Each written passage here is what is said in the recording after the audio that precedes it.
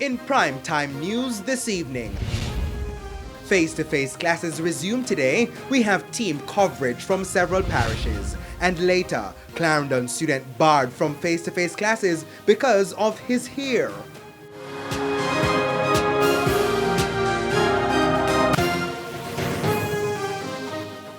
Good evening and welcome to Primetime News. We're on air and online at onespotmedia.com. I'm Janella Precious. Also this evening, the business day, Primetime Sports, sports commentary, E-Prime and weather. But before the break, the feedback question.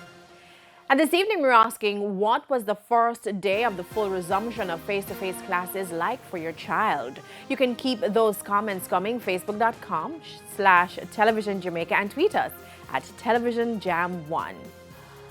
Stay with us. Primetime News returns after this break.